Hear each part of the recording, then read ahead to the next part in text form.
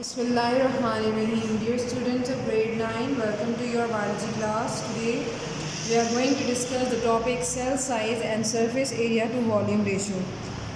Actually हम इस topic में सेल की जिसामत यानी सेल के साइज़ के हवाले से साथ साथ ये भी देखेंगे कि सेल के साइज़ के छोटे या बड़े होने से जो surface area to volume ratio है इस पर क्या फ़र्क पड़ता है। यानी एक तरीके से हम रिलेशनशिप चेक करेंगे कि सरफेस एरिया का वॉल्यूम के साथ क्या रिलेशनशिप है और ये क्या रेशियो है जो कि सेल के साइज़ से रिलेटेड होता है। सरफेस एरिया से मुराद ये होता है कि सेल छोटे या बड़े होने की वजह से कितना एरिया कवर करता है, और वॉल्यूम का मतलब साइज़ होता है। Volume means size. तो हम दो चीज़ों के दरमियान ये रेशियो चेक कर रहे हैं, यानी सरफेस एरिया और वॉल्यूम के दरमियान, जिसका डायरेक्टली जो एक रिलेशनशिप बनता है वो सेल के साइज़ से होता है। So first heading which we are going to discuss here is cell size. Cell size. So the first heading आपकी होगी फर्स्ट पैराग्राफ के लिए cell size.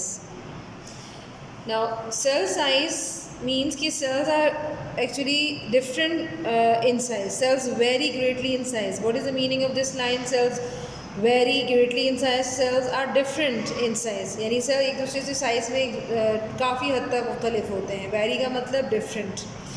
The smallest cells are bacteria. अगर आपसे कहा जाए कि सबसे स्मॉलेस्ट सेल्स जो है वो कौन से होते हैं, यानी ऑब्वियसली वो यूनिसेलुलर ऑर्गेनिजम्स होंगे। सो सबसे smallest cell, the smallest cells are bacteria. सबसे छोटे सेल्स जो है वो बैक्टीरिया के सेल्स होते हैं। And these cells are called mycoplasmas. इन सेल्स को, जो सबसे छोटा बैक्टीरियल सेल्स होता है, इनको कहा जाता है mycoplasmas. Why they are called the smallest cells? क्योंकि इनका जो साइज़, ये डायमीटर होता है, ये किस रेंज में आता है? It is coming in between range of 0.1 micrometer up to 1 micrometer. यानी ये तकरीबन 0.1 माइक्रोमीटर से लेकर 1 माइक्रोमीटर जो है वो डायमीटर या साइज़ के हामिल होते हैं। And next cell which is related to the size is the bulkiest cell. अगर आपसे कहा जाए कि बल्कियस्ट सेल से क्या मुराद है, बल्कियस्ट का वर्ड आया है बल्क से, और बल्कियस्ट सेल्स का मतलब होता है कि जो अपने अंदर एक ह्यूज मटेरियल जो है वो कंटेन रखता है, यानी कंटेन किया होता है। और ये ह्यूज मटेरियल्स क्या होते हैं, ये ऑब्वियसली रिलेट करते हैं आपको बर्ड एग सेल से। यानी बर्ड एग्स को कहा जाता है कि ये बल्कियस्ट सेल्स होते हैं। और बर्ड एग्स को हम क्यों कह रहे हैं कि ये बल्कियस्ट सेल्स होते हैं, क्योंकि अगर थोड़ा सा हम किसी भी बर्ड के एग को अगर थोड़ी देर के लिए तसव्वुर करें तो इसमें एक हार्ड आउटर शेल होता है, that is made up of calcium. और इन साइड यानी अंदर की साइड पे अगर आप इसको देखें, कभी आपने एग को बॉयल करके देखा हो या एग को जो है फ्राई किया हो, तो इसका जो येलो रीजन होता है एक, जिसको यॉक कहा जाता है, अंडे की जर्दी, और बाहर का जो हिस्सा होता है वो जिसे हम नॉर्मली एल्ब्यूमिन भी कहते हैं, यानी सफ़ेदी। तो सफ़ेदी और जर्दी से मुश्तमिल पर मबनी जो एग्स होते हैं, इनको हम कहते हैं कि ये दुनिया के सबसे ह्यूज या बड़े साइज़ के जो हैं वो एग सेल्स या सेल्स कहलाते हैं। इसी तरीके से अगर हम बात करें लॉन्गेस्ट सेल्स की, कि दुनिया के लॉन्गेस्ट सेल्स कौन से होते हैं, सबसे लंबे सेल जो लंबाई में सबसे ज़्यादा बड़े होते हैं। सो लॉन्गेस्ट सेल्स जो आपके इस वक्त बॉडी में मौजूद हैं, उनको हम मसल सेल्स, और दूसरे सेल्स जो इस कैटेगरी में आते हैं वो कहलाते हैं नर्व सेल्स। तो लॉन्गेस्ट सेल्स की जो कैटेगरी एग्जांपल्स हैं वो मसल सेल्स और नर्व सेल्स हैं। एंड जब हम 3 कैटेगरीज ये बना चुके हैं तो अब हमें आइडिया हो गया कि most cells lie between these extremes, यानी ज़्यादातर इन्हीं सेल्स के रेंज में आते हैं। या तो अगर लंबे होंगे तो मसल सेल्स या नर्व सेल्स तक लंबे होंगे, और अगर छोटे होंगे तो एक छोटे साइज़ का बैक्टीरियल सेल्स होगा, दैट इज़ कॉल्ड द माइकोप्लाज्मास। और अगर एक बल्कियस्ट सेल है, बल्कियस्ट का मतलब जिसमें ज़्यादा से ज़्यादा ह्यूज मटेरियल हो, यानी ह्यूज मटेरियल किस सेंस में, जैसे कि अभी थोड़ी देर पहले मैंने आपको बताया कि एक बर्ड एग सेल को आप कह सकते हैं कि इसके अंदर जो एग, ये जो जर्दी वाला हिस्सा है, इसको मैं लिख देती हूँ एग यॉक, और इसका जो बैरूनी हिस्सा है इसको कहा जाता है एल्ब्यूमिन, सफ़ेदी वाला। यही सफ़ेदी वाला पार्ट जो है वो एल्ब्यूमिन है, और जो जर्दी वाला हिस्सा है इसको हम एग यॉक कहते हैं। तो इस तरीके से ये एक ह्यूज कंटेंट या ह्यूज मटेरियल अपने अंदर रखे हुए, इसलिए इसे बल्कि सेल की कैटेगरी में शामिल किया जाता है। Now students, another heading is related to the cell size and shape related to their function, related to function or cells function।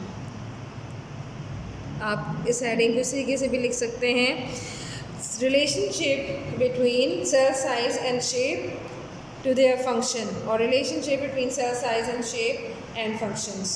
So cell size and shape are actually related to their function as well. How they are related to each other?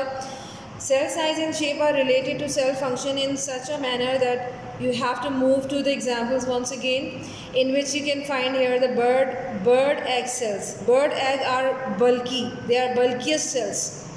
Why they are bulky? Because they contain a large amount of nutrients for the developing young. क्योंकि जब इसके अंदर एक bird के, जिसे आप चूज़ा भी कहते हैं, चिक भी कहते हैं, जब एक यंग वन डेवलप हो रहा होता है तो उसकी डेवलपमेंट के लिए, उसके फूड के लिए इसके अंदर ह्यूज मटेरियल्स, अगर लार्ज अमाउंट में इसकी फूड मौजूद नहीं होगी तो वो चिक या जो भी बेबी होगा या जो यंग वन होगा वो उसके अंदर डेवलप नहीं हो पाएगा। तो that's why the bird egg cells are the bulky और they are the bulkiest one. In a similar manner, we are giving another example of the longest cells in the form of muscle cells and nerve cells. Now, why the muscle cells are long enough? ये क्यों ज़्यादा लंबाई में बड़े होते हैं या लंबे होते हैं? Because they have to pull different body parts together. जैसा कि मैंने आपको इससे पहले भी बताया था कि मसल सेल्स का काम क्या होता है कि ये आपके बॉडी पार्ट्स की मूवमेंट में हेल्पफुल होते हैं। सो एक तरीके से मूवमेंट में अपनी कॉन्ट्रैक्शन एबिलिटी की वजह से ये आपकी हेल्प करते हैं, और इसी वजह से इनका लंबा होना ज़रूरी होता है, क्योंकि जितने ये लंबाई के रुख बड़े होंगे उतने ही ये एफिशिएंसी के साथ आपकी डिफरेंट बॉडी पार्ट्स को पुल कर सकेंगे या उनको खींच सकेंगे या मूवमेंट के लिए ला सकेंगे। इन द सेम केस यहाँ पर हमने एक और एग्जांपल देखी थी लेंथी सेल्स की, and that longest cells are also given here the name nerve cells. Why they are long enough? Because they have to transmit, they have to transport or conduct messages in the form of nerve impulses between different parts of the body. ये चीज़ मैंने आपको शायद पहले भी समझाई थी और आप यकीनन अब बेहतर तौर पे समझ गए होंगे। On the other hand, small cell size, अब यहाँ पर हम जब बात कर रहे हैं कि स्मॉल सेल साइज़ कौन सा, ज़रूरी नहीं हम स्मॉलेस्ट सेल्स बैक्टीरिया या माइक्रोप्लाज्मास की बात करें। एक्चुअली हम ये देखना चाह रहे हैं कि हमारे पास जो इस वक्त बॉडी के अंदर, हमारी बॉडी के अंदर सबसे छोटा सेल कौन सा है। तो इसकी बेस्ट एग्जांपल, जैसे कि मैं अब आपको कुछ एग्जांपल्स बता चुकी हूँ ऊपर, और अब जो बेस्ट एग्जांपल आपको स्मॉल सेल साइज़ में नज़र आती है वो कौन सी है? Human red blood cells. हम अपने इंसानों के हवाले से बात कर रहे हैं तो ह्यूमन रेड ब्लड सेल्स हमारे पास इस वक्त छोटे से छोटे सेल्स की कैटेगरी में शामिल है। और इसे हम क्यों कह रहे हैं कि ये बहुत ही छोटे साइज़ के सेल्स होते हैं? Because they are only 8 micrometer in diameter. इनका जो साइज़ होता है, इनका जो डायमीटर होता है वो सिर्फ 8 माइक्रोमीटर या माइक्रोन मीटर होता है, which indicate that they are the small size in nature, and therefore responsible for movement of materials, especially the oxygen, throughout the body. Not only this, but they can move through our tiniest, the smallest blood vessel, which is called the capillaries. यानी अल्लाह ताला ने इनका size, red blood cells का size छोटा क्यों रखा है? ताकि ये बहुत ही आपकी जो बारीक खून की नालियाँ होती हैं जिन्हें हम कैपिलरीज़ कहते हैं, उनके अंदर ये ईज़िली जो है वो एक जगह से दूसरी जगह मूव थ्रू कर सकें।